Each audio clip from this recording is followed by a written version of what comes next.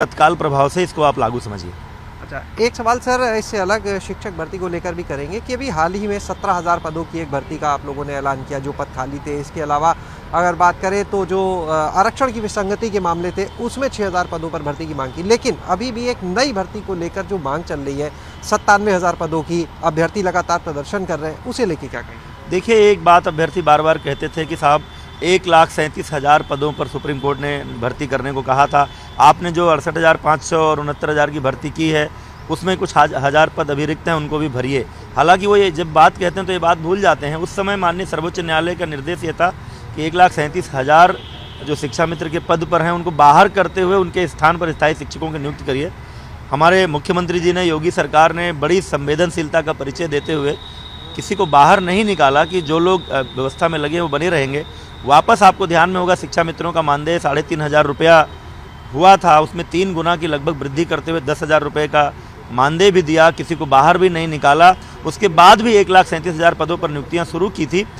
कुछ जो कैलकुलेशन आरक्षण का हुआ था उसमें कुछ विसंगति थी, वो विसंगति ध्यान में आई। 6,000 ऐसे ओबीसी, एससी और एसटी संवर्ग के लड़के, वो 6,000 एक टेंटेटिव नंबर है।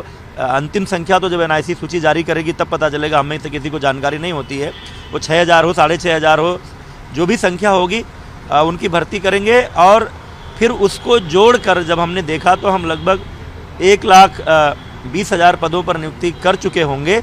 इसलिए शेष बचे 17,000 जो अभ्यर्थियों की मांग होती थी कि आप 1,37,000 पूरा करो, उस 17,000 के लिए नई भर्ती की घोषणा भी माननीय मुख्यमंत्री जी के निर्देशानुसार हम लोगों ने कर दी है। सर, आरक्षण की विसंगति की बात सामने आ चुकी है। इन अभ्यर्थियों ने लंबे समय तक प्रदर्शन किए, कई बार आपकी आवाज़ का भी घेराव हुआ, लाठियाँ भी चली।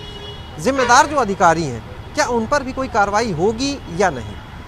देखिए, प्रथम दृष्टया तो लगता है कि जानबूझकर किसी ने ऐसा नहीं किया। आरक्षण में तमाम परमुटेशन कम्बिनेशन होते हैं, हॉरिजॉन्टल रिजर्वेशन, वर्टिकल रिजर्वेशन।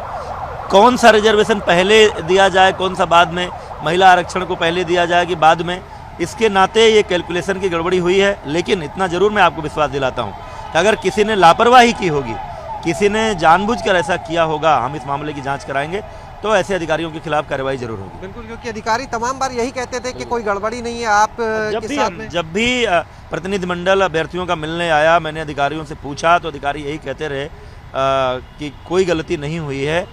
तो जब संज्ञान में आ गया माननीय मुख्यमंत्री जी को और हम सभी को की गलती हुई है, उसके सुधारने का निर्णय लिया गया। यानी आपको भी कह सकते हैं, सरकार को भी भ्रमित करते रहे अधिकारी? निश्चित रूप से अगर और पहले ये बात आ गई होती जानकारी में तो इतना लंबा नहीं खींचता। और पहले ही ये सरकार तो ऐसी सरकार है जो माननीय मोदी जी के सबका साथ सबका विकास के मंत्र को लेकर काम करती है। और पहली ऐसी सरकार है जो अगर कहीं कोई समाज के द्वारा, अभ्यर्थियों के द्वारा, मीडिया के द्वारा कहीं किसी कमी की ओर इशारा किया जाता है तो हम बड़े मन से उसको स्वीकार करते हुए उसमें सुधारने की मना स्थिति में भी रहते हैं। एक आखिरी सवाल, इस विभाग से बाहर आकर आगे चुनाव है, अभी हाल ही में आप भी दिल्ली गए थे, और उत्तर प्रदेश में जो ब्राह्मण वोट बैंक को साधने की कोशिश है, आपका चेहरा भी उसमें शामिल है सामने, तो क्या रणनीति होगी, किस तरह से ब्राह्मणों को साथ लाएंगे? क्योंकि यहाँ पर ये देखा जाता है जब भी सरकार बनती है तो सबसे ज़्यादा ब्राह्मण विधायक उसी पार्टी के होते हैं, तभी सरकार बनती है। देखिए, भारतीय जनता पार्टी कभी जातिगत आधार पर राजनीति नहीं करती। और जहाँ तक ब्राह्मणों का सवाल है, ब्राह्मण कभी जातिवादी नहीं रहा।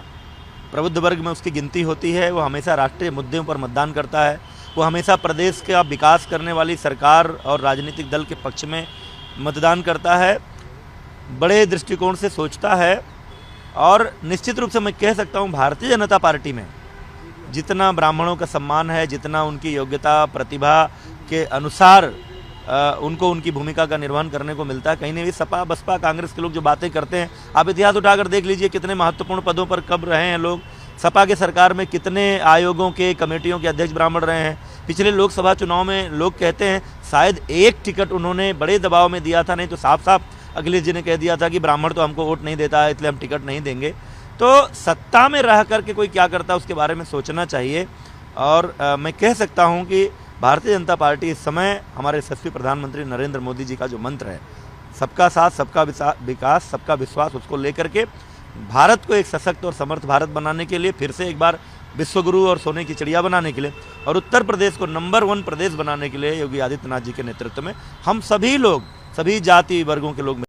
सभी साथियों को नमस्कार, जय श्री राम, वंदे मातरम, भारत माता की जय। मित्रों, जो उत्तर प्रदेश सरकार 17,000 भर्ती का ऐलान कर चुकी है और नोटिफिकेशन इसका जनवरी में आएगा। हम लोगों का प्रयास है कि कम से कम जो उत्तर प्रदेश सरकार ने सुप्रीम कोर्ट में हलफनामा लगाया था 51,112 का, उस पर सरकार विज्ञापन जारी करे। और मेरा माननीय मुख्यमंत्री योगी आदित्यनाथ जी से विनम्र निवेदन है कि आप